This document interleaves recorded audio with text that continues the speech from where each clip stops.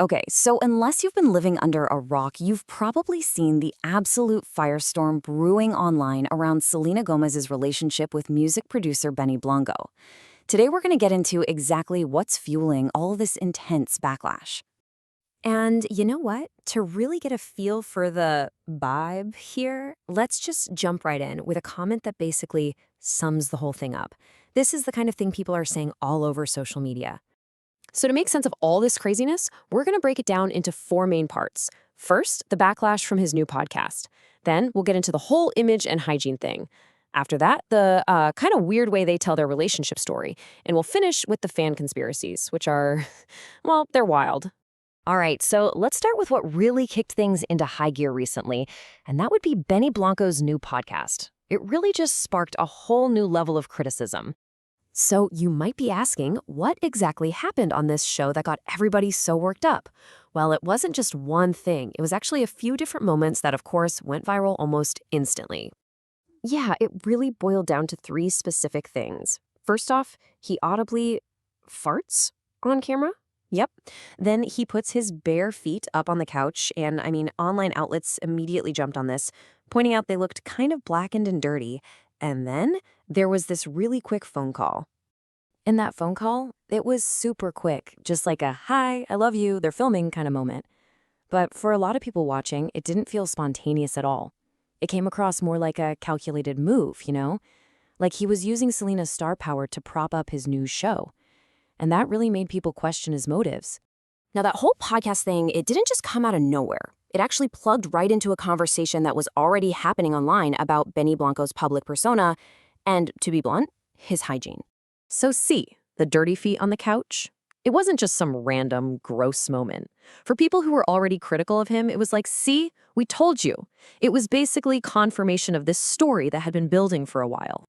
And this isn't just fans making stuff up either. This whole narrative is built, at least in part, on Benny's own words. He's openly talked in past interviews about not showering every day because he wants to let his oils get juicy and create an aroma. His words, not mine. So all of this leads to the big question that seems to be at the very center of all the online chatter.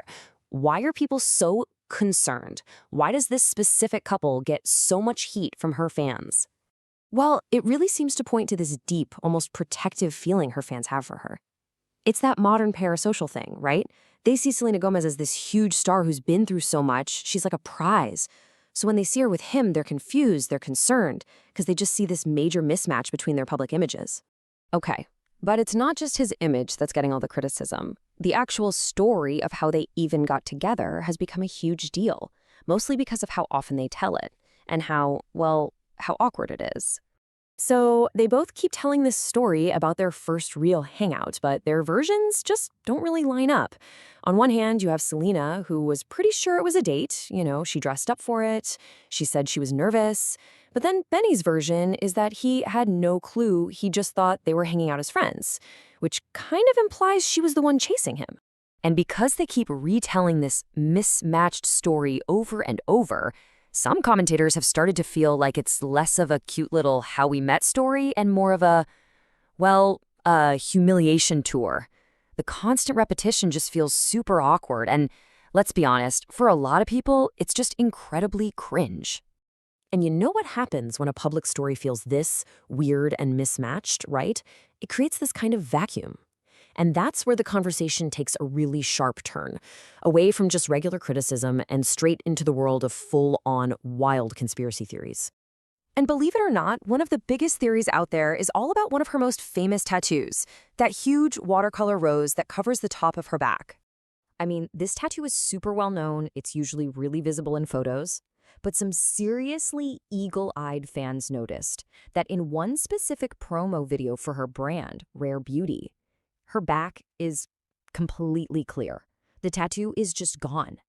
And that's led to all this speculation, with people arguing that even laser removal doesn't work that well. And hey, if a disappearing tattoo wasn't weird enough for you, the other huge conspiracy theory is about something even more basic: their height. Okay, so here's the deal.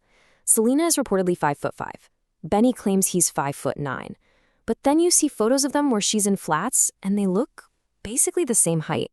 And then when you compare Benny to other guys who are supposedly around the same height, like Justin Bieber or Ed Sheeran, who's 5'8", it just makes it even more confusing. For the online detectives, the math just isn't mathing. Now, of course, there is a much simpler explanation floating around. Maybe the whole thing isn't some big conspiracy. Maybe he's just not actually 5'9". Some people who've apparently seen him in real life are guessing he's probably closer to 5'6". So after all that, the podcast stuff, the hygiene conversation, that awkward origin story, and the truly bizarre fan theories, it really all boils down to one huge question. Are we watching a real, if maybe a little strange relationship play out in public?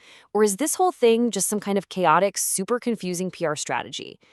Whatever the answer is, it's absolutely fascinating to watch how celebrity, public perception, and social media all just crash into each other in real time.